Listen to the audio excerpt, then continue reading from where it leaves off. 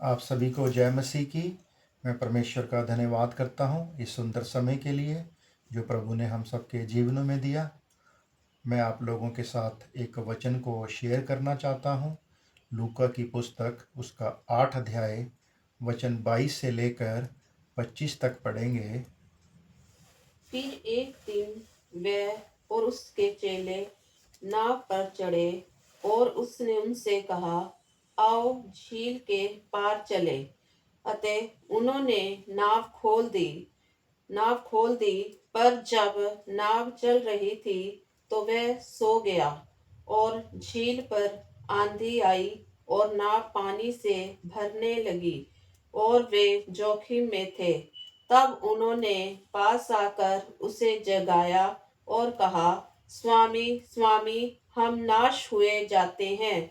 तब उसने उठकर आंधी को और पानी की लहरों को डांटा और वे थम गए और चैन हो गया। तब उसने उससे कहा, तुम्हारा विश्वास कहाँ था? पर वे डर गए और अचंभित होकर आपस में कहने लगे, ये कौन है जो आंधी और पानी को भी आज्ञा देता है और वे उसकी मानते हैं। आमीन। आमीन। यहाँ पर अभी हमने एक वचन को सुना। बाइबल में वचन में लिखा हुआ है, लूका की पुस्तक 8 अध्याय और 22 से लेकर 25 तक में यहाँ पर एक हमें कहानी मिलती है। ये कहानी इस प्रकार है कि यीशु मसीह अपने चेलों को लेकर नाव पर जाते हैं और नाव को एक जगह से दूसरे स्थान पर जाना है।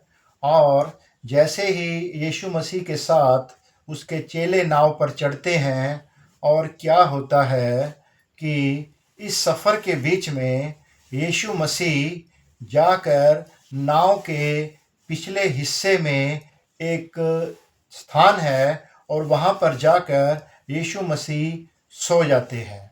और उनके सोने के बाद नाव पानी में चल रही है और यीशु मसीह के चेले उस नाव को पानी में चला रहे हैं। और अचानक क्या होता है, कुछ समय के बाद वहाँ पर उस नाव को चलते चलते बीच में एक स्थान पर पहुँचने के बाद एक काफ़ी ज़ोर से आंधी और तूफान और भूकंप आने लग जाता है।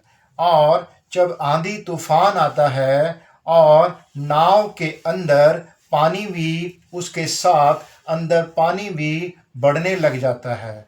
और जो यीशु मसीह के चेले हैं वो इस चीज़ को देखकर बहुत ही परेशान हो जाते हैं, डर जाते हैं, हैरान हो जाते हैं और उन्हें चिंता लग जाती है कि अब हमारा क्या होगा। अब तो हम मर जाएंगे, हम नाश हो जाएंगे।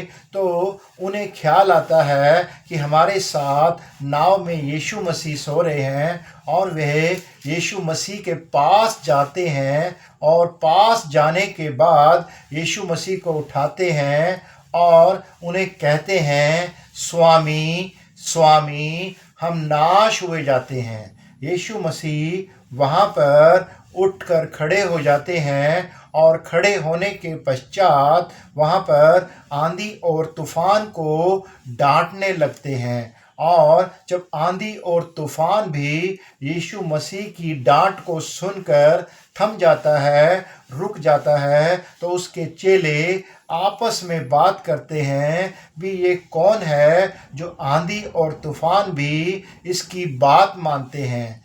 इसी प्रकार मेरे प्रियो, जब हम किसी दुख में, मुसीबत में, परेशानी में, समस्या में होते हैं तो उस समय हमें प्रभु यीशु मसीह को याद करना है और प्रभु यीशु मसीह पर विश्वास करना है।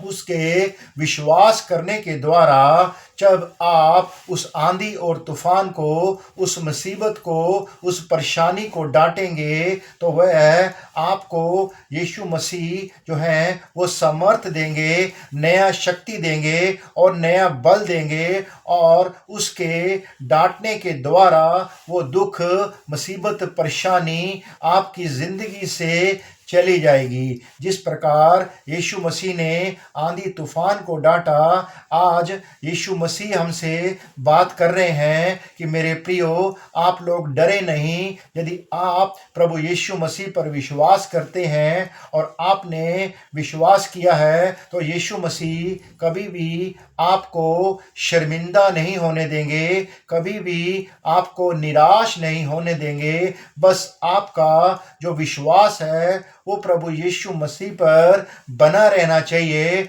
और जब आपको ऐसा लगता है कि हमें कोई मुसीबत आ रही है, कोई परेशानी आ रही है, कोई संकट आ रहा है, तो आपको प्रार्थना करनी है और प्रार्थना करते हुए आपको उस मुसीबत और संकट परेशानी को यीशु मसीह के नाम से डांटना है कि हे प्रॉब्लम, आपके जीवन से, आपके घर से, आपके काम के स्थान से यीशु मसीह के नाम से दूर हो जाएगी। यदि आज आप विश्वास करते हैं कि प्रभु है, तो यीशु मसीह अपने खोजने वालों को, अपने ढूंढने वालों को उनका प्रतिफल देते हैं। प्रभु इस वचन के द्वारा आप सबको आशीष दें। आप सभी को जय मसीह की।